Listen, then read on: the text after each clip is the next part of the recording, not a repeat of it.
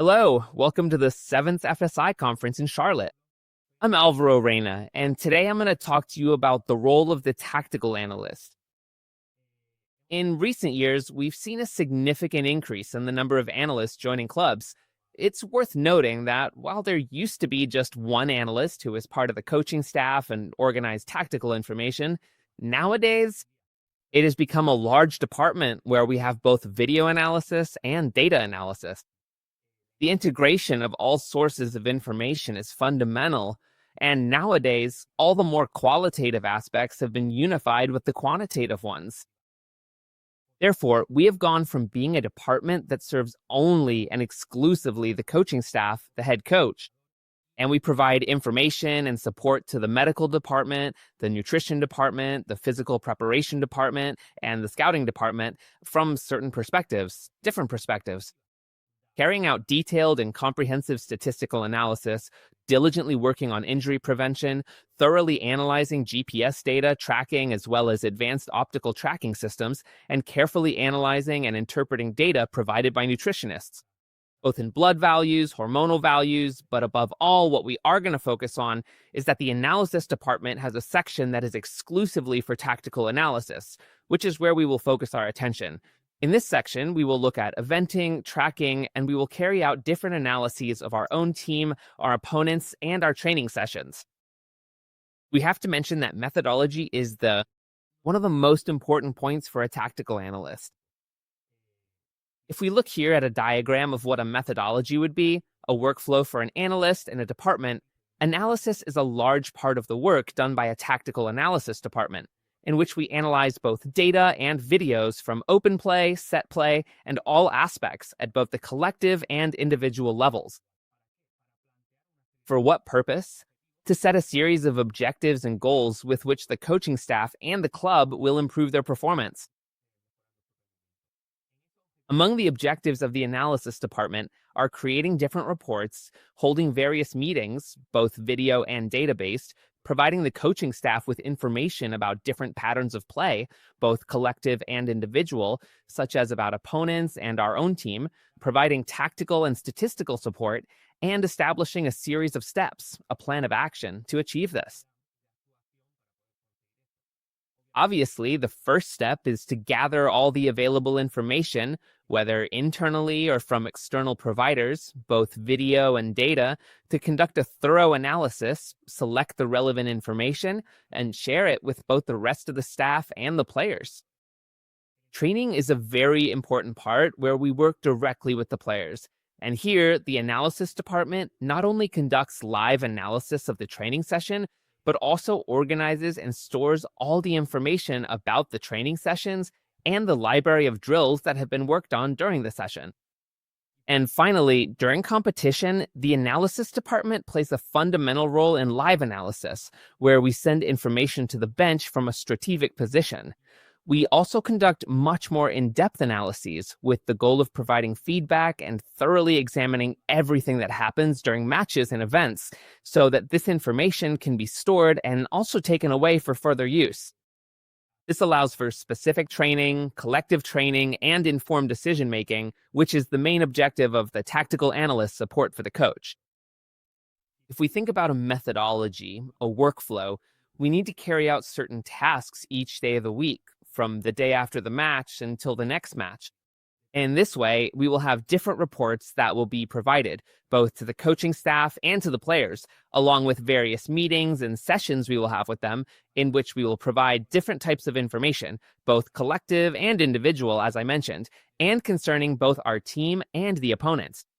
In this chart, you can see many of the activities carried out by the analysis department. You can see highlighted in orange who is responsible for organizing that work, which could be the video analyst, number 1 and 2, the data analyst 1 and 2, the coach, or the assistant. Anyone involved in these workflows is responsible for organizing the information and presenting the reports. And in blue, you can see the types of reports that are prepared throughout the week. Those in blue are more for the coaching staff. And in black, you can see the meetings, the reports that are presented to the players during meetings. If we briefly review the analyses and reports that have been produced by the department, what we have is essentially a summary.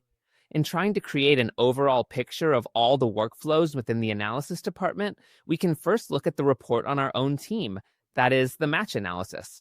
We thoroughly analyze our match, and that involves a series of reports. First, the live analysis, which is done on the same day as the match, where we include the most important aspects of the game: chances, goals, the main statistics, strengths, and weaknesses. What do we use this analysis in this report for? Well, to check the game plan, to see if what we had planned is working, if something needs to be changed, possible substitutions, to identify which players might be better prepared for the situation in the match we're analyzing, and also to support the coach for the press conference, because it's also important for the coach to have certain information to guide his responses to the press. Another report that we take into account, which is done on the day after the match, is a post-match report, but it's an extract. In other words, it's a more advanced analysis than the live analysis. It goes deeper, but it's also somewhat summarized.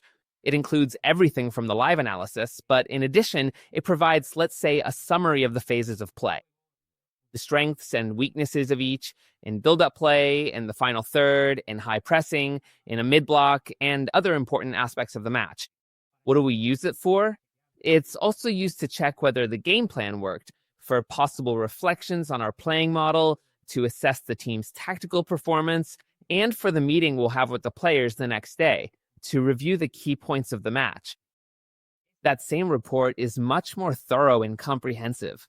It's carefully prepared during the day off and is formally presented on match day -4.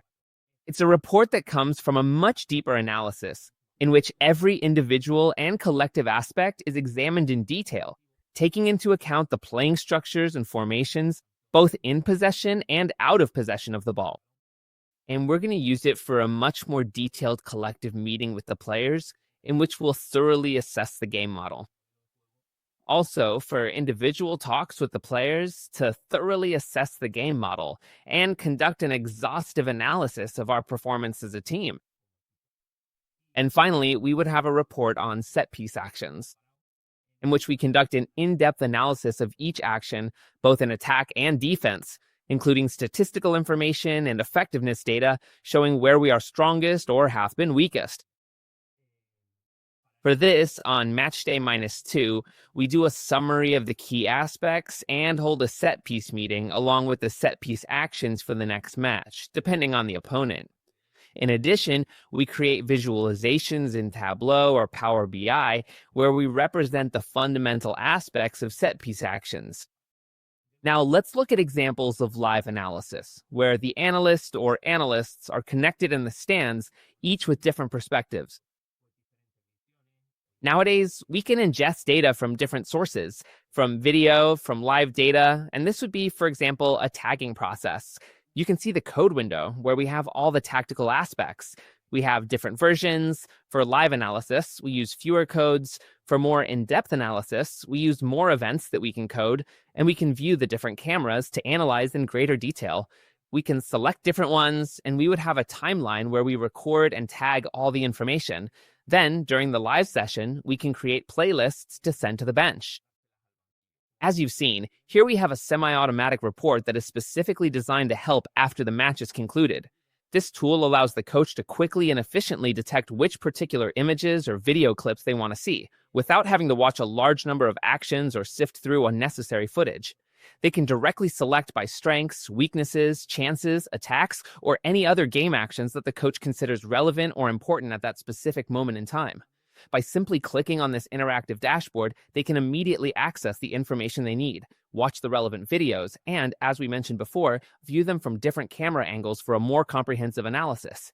This valuable information is also linked to detailed statistical data, and in a relatively short period of time, I can obtain quite relevant and significant information by analyzing the aspects I consider fundamental in the crucial first hours after the match has ended. It should be noted that all of this can be done in direct and open communication with the coaching staff, live, and it could also be done during halftime.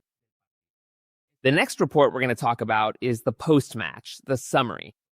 This report includes the most relevant actions from the match, in which we believe we should quickly provide information that will help the players the next day to understand why the match went well or poorly, so that certain behaviors can be reinforced or improved. Here we have it. Examples of what happened in the match during the defensive phase, how we were positioned, the distance between the lines, and how we should have been positioned to avoid certain problems, like allowing the opponent to receive the ball in the pockets or in the spaces between the lines. This report is a summary, let's say, of the match that already gives an idea. It provides very visual information, but it's still a report of about 5 or 10 minutes in which the player receives the most relevant information from the last match. The next aspect we take into account is the post-match, but in a much more exhaustive way. It's a more detailed report with even more cameras. We can download more camera angles.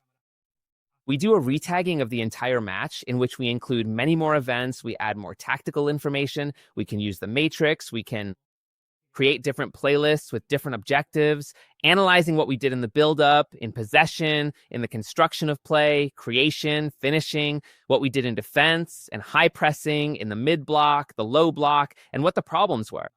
We hold both group and individual meetings. In fact, we can integrate into this timeline all the information we receive from providers like Wirescout, Staben, and Opta, in which we have individually clipped all the actions of every player in the match, and we can create a playlist that we can then use to have a discussion about an opponent or about a player from our squad. In this regard, throughout the week, we use all this information to hold different meetings and be much more thorough in the information we convey to the players. Here you can see how we organize the information, you can see different colors, the different phases of play, and we create tailored meetings so that we can keep improving our tactical behavior. The next step would be to talk about opponent analysis and reports. The opponent analysis is based on a thorough review of their last 8 matches, but we focus on the most recent 4 games and 4 matches that are in a context similar to the one we are gonna face. Whether we play at home or away, whether they take into account if the team we're facing, what system they play, and what system we play, to see it in similar contexts among teams that may have applied the same kind of pressing that we plan to use, this can help us contextualize the match. From this opponent analysis, we produce 4 different reports. The opponent report, an extended version, is delivered to the coaching staff the day after the match. It takes into account the most fundamental aspects of the opponent's game, such as goals, chances, main statistics, strengths and weaknesses, and it is an exhaustive report, both at the collective and individual level. What do we use it for? Well, to support the coaching staff, to provide them with information about what they will be facing, and to help them prepare the game plan for the following week by analyzing the formation, systems, structures, and allowing them to reflect on the lineup. The ideal starting 11 for this match. We would also have a pre-match report in which we provide, in the plus or minus 3, some basic information to the players, much more condensed, information lasting between 5 and 10 minutes about the fundamental aspects of the phases of play, strengths and weaknesses, and we start illustrating with different editors. Thank you. Some of the fundamental aspects of the opponent's game model. What do we use it for? For an opponent report, so that the player can start thinking about the characteristics of the next match, and to generate the first ideas for our game plan for what we are going to do ourselves. But this is further detailed in the next report, which is done either the day before or on the same day of the match. In this report, we work both individually and as a team, drawing up and editing exactly what we want to do during the match, what our game plan is, what we are going to execute. We know what they do, and we determine what we are going to do to maximize our strengths and exploit their weaknesses. In this sense, it is called the pre-match meeting, and we also have individual talks with the players about their opponents. For example, analyzing the strengths of a winger so our fullbacks can see them, or those of a striker so our center backs are aware, and fine-tuning our game plan. Also, as we saw in the opponent analysis, we prepare a report on set-piece actions. Together with the set-piece actions of our own team, we present this report 2 days before the match. In this regard, it's an exhaustive analysis, both offensively and defensively, in which we also look at the opponent's statistics and efficiencies. We identify their strengths, see which players we need to pay special attention to, and analyze the opponent's blocking or dragging movements. In this sense, Tableau visualizations are also created so that both the players and the coaching staff have much more detailed information. Let's now take a look at each of these reports. If we start by talking about the opponent's report, this is the one presented to the coaching staff. Not edited, we simply organize the information into offense and defense, transitions, attack, and defensive transitions. And we organize the information into different sections. Build up from the goalkeeper, long build-ups, short build-ups, progressions, finishing in defense, how they press in the opponent's half, their mid-block, their low block, how they transition. We organize the information so it's much easier for the coach. However, that report is condensed to provide information to the player. It becomes a shorter report of about 5 or 10 minutes, which includes all that previous information, but in a much more concise form. And we start to highlight some of the details that we're going to focus on regarding the opponent. A lot of emphasis is placed on aspects of the opponent so that the player can quickly understand and focus attention on the most relevant points that will help them compete in the next match. In that sense, we reduce the information, but it is clarified with different edits and highlights that help them better understand what our objective is. Afterwards, a report is prepared in which we lay out exactly our game plan. If the previous one was edited to show what the opponent does, here we clarify what we want to do against this particular opponent. Therefore, this is a report that is presented either the day before or the day of the match to reinforce everything that has been worked on during the week. All the training sessions, all the talks are emphasized in this report. Thank you. A meeting in which we specify exactly in each phase of the game and at every moment what we want to do, how we want to attack, how we want to defend, how we want to transition, taking into account the weaknesses of our opponent or taking into account their strengths. Therefore, we have a report that clearly tells the player what we want to do in the next match. You can observe various different situations in each phase, carefully highlighting and specifically specifying important details, distances, structures, styles of play in the overall game plan, in which, thank you, the player needs to focus their attention. Another aspect we need to consider is at the individual level.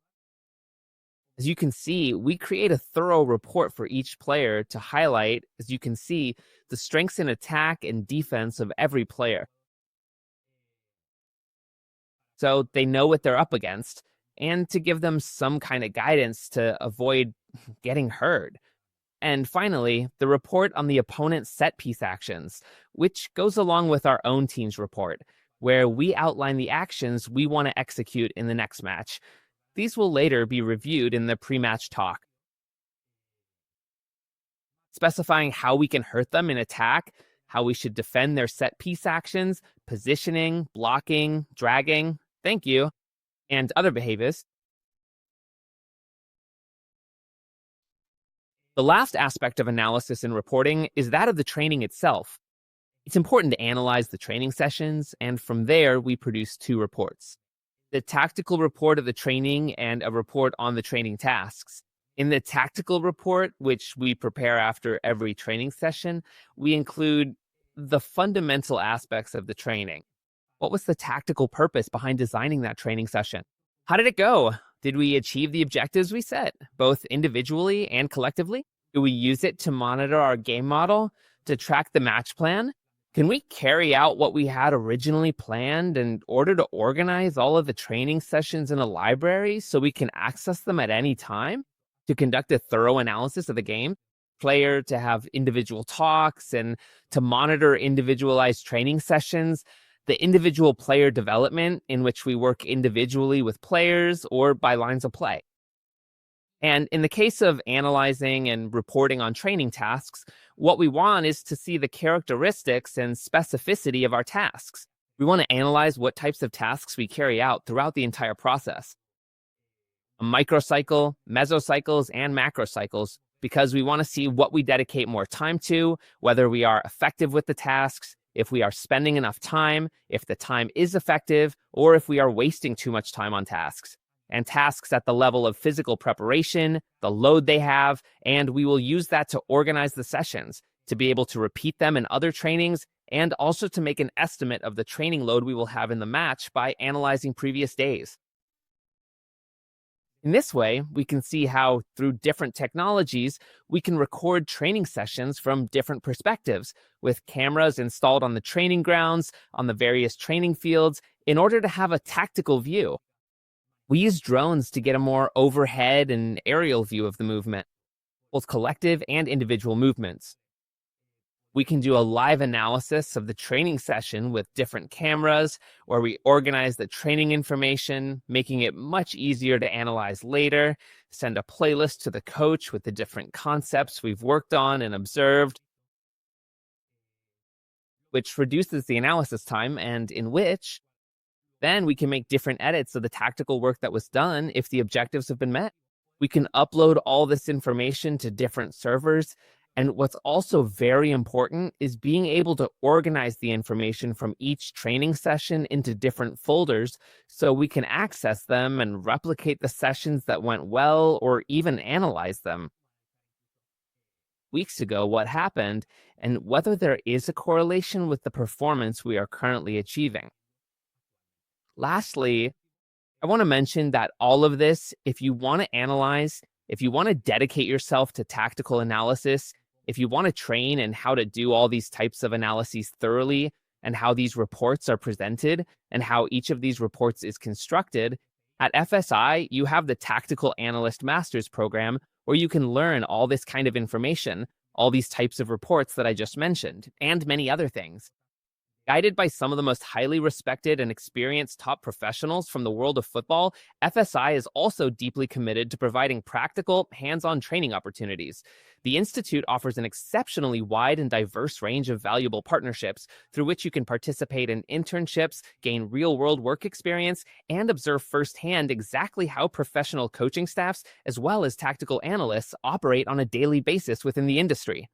Thank you very much for your attention, and I sincerely hope that this talk has been informative, insightful, and helpful to you for your training.